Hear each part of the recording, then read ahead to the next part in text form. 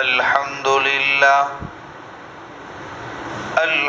لله الذي كفى وسلام على عباده الذين اصطفى أما بعد فقد قال الله تبارك وتعالى في القرآن المجيد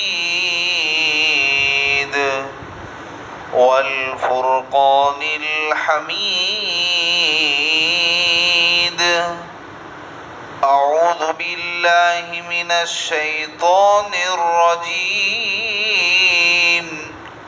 بسم الله الرحمن الرحيم.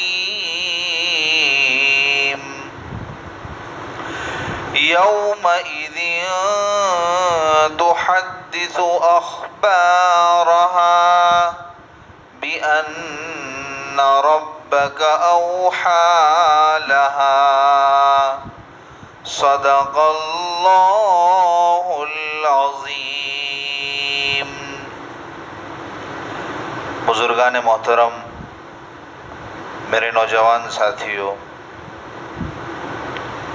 گزشتہ مجلس میں آپ حضرات نے سنا تھا کہ جب قیامت میں دوسرا سور پھونکا جائے گا تو قیامت کے احوال پیش آئیں گے،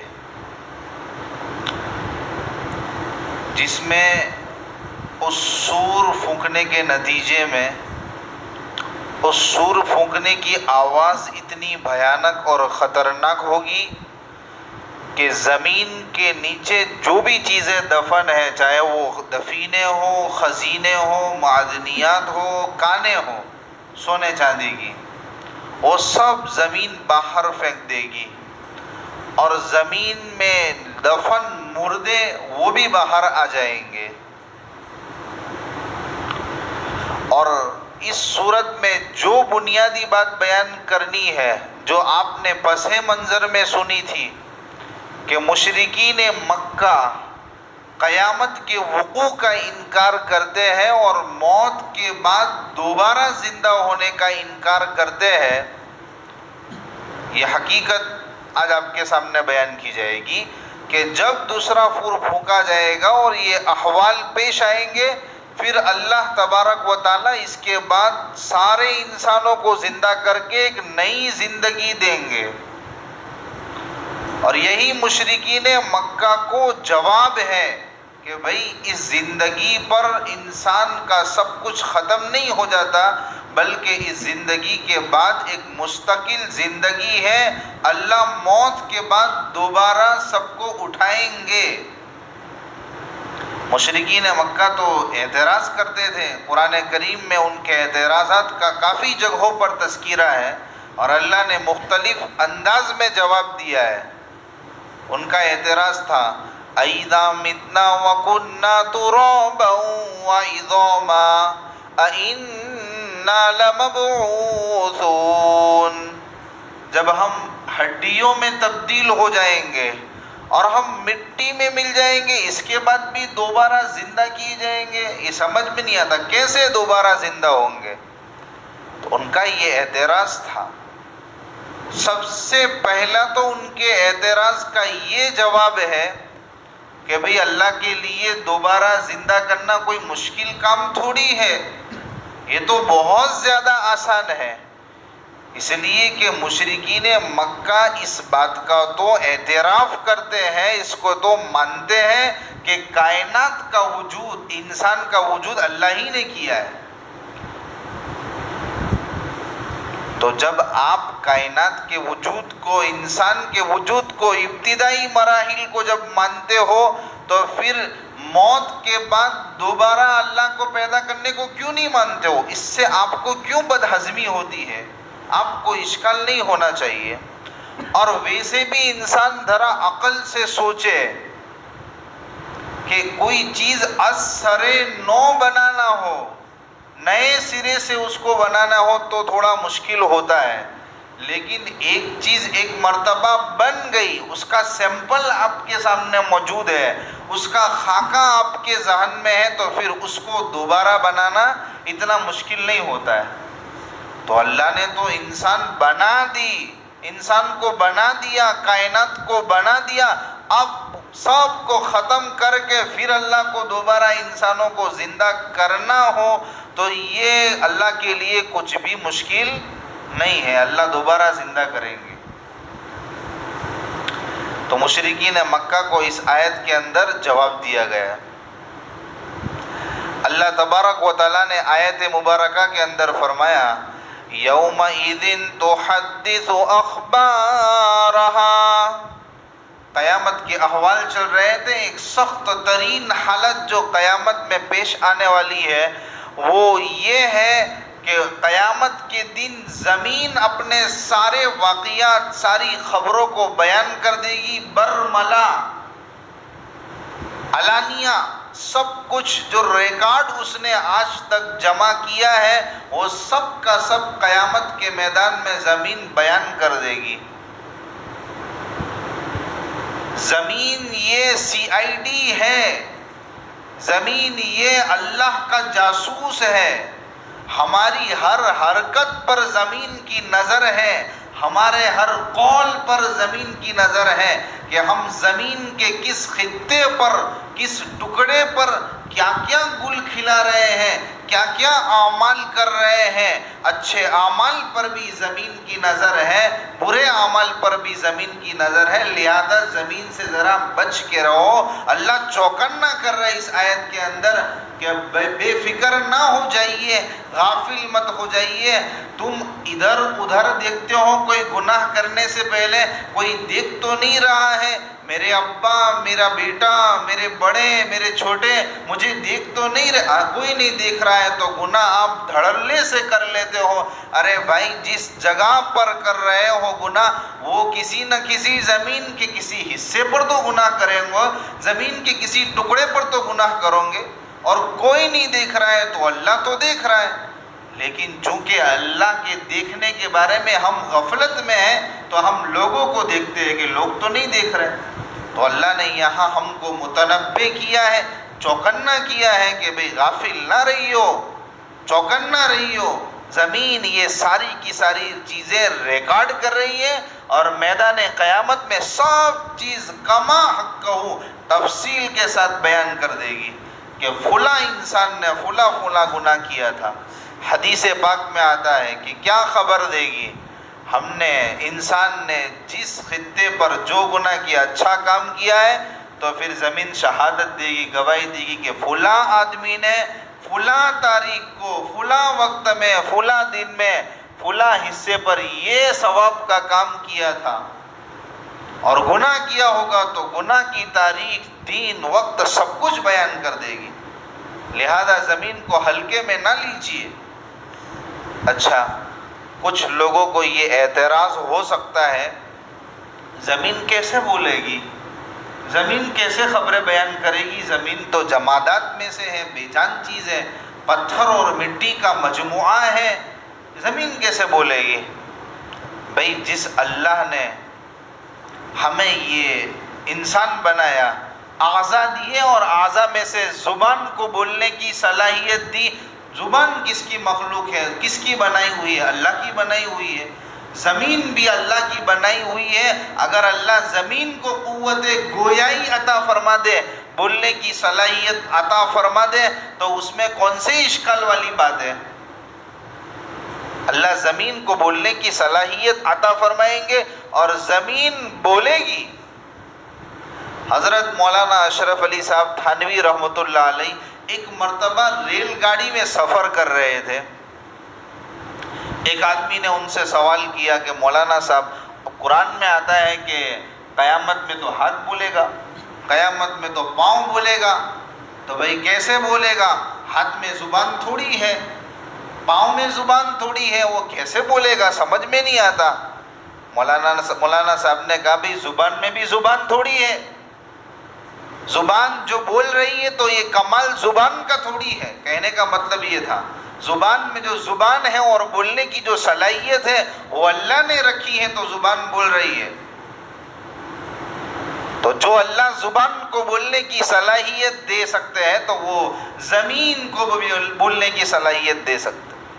اور بسا اوقات ہم دیکھتے ہیں نا کہ بھئی زبان تو گوشت کا لوتھڑا ہے، لیکن بسا اوقات ہم دیکھتے ہیں کہ کوئی آدمی جب مرض الموت کی حالت میں ہوتا ہے وہ اس کی زبان بند ہو جاتی ہے، وہ بول نہیں سکتا. ہم لاکھ کوشش کریں بولنے کی، ہم اس کی زبان سے ایک کلمہ سننے کے لیے ترستے ہیں لیکن وہ بول ہی نہیں سکتا. زبان تو ہے، وہ تو گوشت کا لوتھڑا ہے، یہ تو اللہ نے اس میں صلاحیت جب تک رکھی تھی تب تک وہ انسان بولتا تھا، اور جب صلاحیت ختم تو بولنا ختم. پتا چلا کہ بھئی بولنا یہ زبان کا کمال نہیں ہے، زبان کا وصف نہیں ہے، یہ تو اللہ نے تاثیر رکھی ہے. قرآن کریم کے اندر حضرت عیسیٰ علیہ السلام کا واقعہ ہم نے نہیں سنا، تذکرہ نہیں سنا. بچے تھے وہ بولنا شروع کر دیا. اللہ چاہے تو بچپن میں زبان میں قوت گویائی دے دے. عمومی یہ چیز ہے کہ بچہ بولتا نہیں ہے، لیکن حضرت عیسیٰ علیہ السلام جب پیدا ہوئے تو پیدا ہوتے ہی ان کی زبان میں قوت گویائی اللہ نے دے دی، وہ بول رہے ہیں قال انی عبد اللہ آتانی الکتاب وجعلنی نبیا. سبحان اللہ، کیا بول رہے ہیں کہ میں اللہ کا بندہ ہوں، اللہ نے مجھے کتاب عطا فرمائی ہے اور اللہ نے مجھے نبی بنا کر بھیجا ہے. حدیث پاک میں اور بھی بچوں کے بولنے کے واقعات مل رہے ہیں، بے زبان جانوروں کے بولنے کے واقعات مل رہے ہیں. تو اللہ جب بولنے کی صلاحیت بڑوں کو دے سکتے ہیں تو بچوں کو بھی دے سکتے ہیں. ایسے واقعات ہمارے سامنے ہیں. تو اللہ زمین کو بھی بولنے کی صلاحیت دیں گے اور زمین سارا کالا چٹھا ہمارا قیامت میں کھول کر رکھ دے گی. اللہ اس نے یہ جرم کیا تھا، اللہ اس نے یہ نیکی کی تھی. ہمارے علماء فرماتے ہیں کہ جب زمین کے کسی حصے پر، کسی خطے پر کوئی گناہ انجام دو تو اسی حصے پر توبہ بھی کر لو، اس لیے کہ قیامت میں جب یہ زمین تمہارے گناہ کے بارے میں گواہی دے تو ساتھ ساتھ میں یہ بھی گواہی دے کہ اللہ اس نے گناہ تو یقیناً کیا تھا لیکن ساتھ ساتھ میں توبہ بھی کی تھی. زمین گواہی دے گی. اگر اس وقت اگر ہم بھول جائیں تو بعد میں اس جگہ پر جائیں اور اس جگہ پر جا کر ہم اللہ کے سامنے رجوع ہو، اللہ سے معافی مانگے، اے اللہ زمین کے اس خطے پر میں نے گناہ انجام دیا ہے، قیامت میں یہ میرے خلاف گواہی دے گی، میرا کیا ہوگا؟ اے اللہ میں اسی حصے پر توبہ کرتا ہوں. تو قیامت میں وہ ہمارے توبہ کی گواہی دے گی. یومئذ تحدث اخبارہا بأن ربک اوحی لہا. یہ جو گواہی دی گی زمین، یہ اس کو کسی ہم سے دشمنی نہیں ہے بلکہ اللہ کا حکم ہوگا. اللہ کے حکم سے وہ ساری چیزیں حقائق کو بیان کرے گی. ایک اشکال لوگوں کو یہ بھی ہو سکتا ہے کہ بھی حضرت آدم علیہ السلام سے لے کر آج تک کروڑ کروڑ انسان دنیا میں وجود میں آئے اور نہ جانے قیامت تک، موت تک کتنے آئیں گے، اور زمین کے ایک ایک حصے پر کتنے لاکھوں کروڑوں لوگوں نے لاکھوں جرائم کیے ہوں گے. زمین اتنی ساری چیزیں ریکارڈ کر پائے گی اور اللہ کے سامنے بیان کر پائے گی؟ میرے بھائیو، ہم دنیا کے نظریے سے سوچتے ہیں، یہ ہماری سب سے بڑی بھول ہے. ہم دنیا میں رہتے ہیں، دنیا کے احوال کو دیکھتے ہیں، فوراً آخرت کے احوال پر قیاس کر دیتے ہیں. یہ ہماری سب سے بڑی بھول ہے. دنیا میں بھی سب سیم نہیں ہے. ہم یہاں رہتے ہیں، یہاں گرمی ہے، ہم کسی اور علاقے کی خبر لیں وہاں ٹھنڈی ہوگی. ہمارے یہاں دن چھوٹا ہے، کسی اور جگہ دن بڑا ہے. جب دنیا میں احوال اور کیفیت سیم نہیں ہے تو ہم کیسے دنیا کے احوال پر آخرت کے احوال کو قیاس کر لیتے ہیں؟ آخرت کا دن تو دنیا کے دن سے 1000 دن بڑا ہوگا. لہذا آخرت میں جو چیز دنیا میں پاسبل نہیں ہے ضروری نہیں ہے کہ وہ آخرت میں بھی پاسبل نہ ہو. آخرت میں سب چیز پاسبل. اور آج کے زمانے میں تو یہ اعتراض بنتا ہی نہیں ہے کہ یہ ساری چیزیں بھئی کیسے ریکارڈ ہوگی، کیسے بیان کرے گی. یہ تو ٹیکنالوجی کا دور ہے. اللہ نے انسان کو بنایا، انسان کے اندر ایسی عقل عطا فرمائی، ایسی سوچ عطا فرمائی کہ وہ کمپیوٹر جیسے آلے بنا سکتا ہے، ذریعہ بنا سکتا ہے، جس کے ذریعے سے کتنے سالوں کا ریکارڈ وہ محفوظ کر سکتا ہے۔ تو اللہ کی قدرت کاملہ سے یہ بات کیسے بعید و دور ہو سکتی ہے کہ آخرت کے اندر زمین ساری چیزوں کو ریکارڈ کرے اور اس کو بیان کرے؟ اللہ کی قدرت سے یہ باہر والی چیز نہیں ہے۔ یومئذ تحدث اخبارہا، قیامت کے دن زمین سارے حقائق کو، دنیا کے جس خطے پر ہم نے جو کیا ہے، اچھے کام کیے، برے کام کیے، وہ سب کچھ بیان کر دے گی۔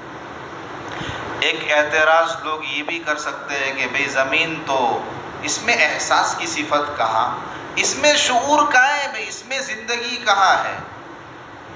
تو یہ بات بھی ہماری قرآن اس پر ہماری پکڑ کرتا ہے۔ بھئی آپ کو کس نے بتایا زمین میں شعور نہیں ہے؟ اللہ نے ہر چیز میں، دنیا کی ہر مخلوق میں اس کی ضرورت کا شعور دیا ہے، اس کو اتنا احساس دیا ہے۔ اللہ نے قرآن کریم میں فرمایا أَلَمْ تَرَ أَنَّ اللَّهَ يُسَبِّحُ لَهُ مَنْ فِي السَّمَاوَاتِ وَالْأَرْضِ، اللہ نے آگے فرمایا وَإِن مِّن شَيْءٍ إِلَّا يُسَبِّحُ بِحَمْدِهِ وَلَكِن لَّا تَفْقَهُونَ تَسْبِيحَهُمْ، دنیا کی ہر چیز اللہ کی پاکی بیان کرتی ہے، ہمیں اس کا ادراک نہیں ہے، ہمیں اس کا احساس نہیں ہے۔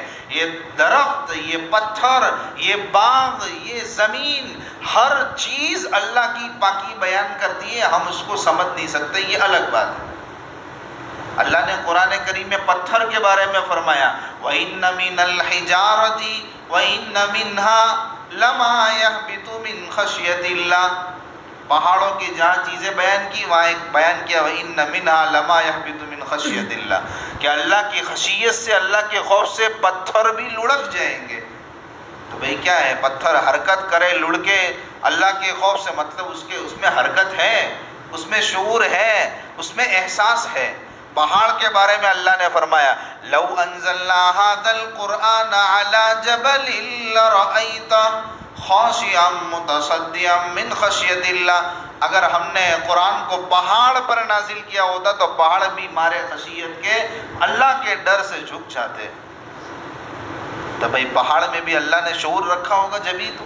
چلو ہم دنیاوی مثال سے سمجھتے ہیں، ہم نے پودا لگایا، درخت لگایا دیوار کے قریب، چھوٹا تھا تب تک تو ٹھیک تھا، بڑا ہو رہا تھا، لیکن بڑا ہوتے ہوتے اب دیوار آڑے آنے لگی، تو اب پہاڑ اور اب درخت کو کوئی انسان سمجھانے نہیں جاتا کہ بھائی تیرا راستہ بند ہو گیا ہے لہذا تو یہاں سے کٹ لے، بلکہ درخت خود اپنا رخ موڑ لیتا ہے، اپنا راستہ خود تلاش کر لیتا ہے، خود دوسری جانب جھک جاتا ہے۔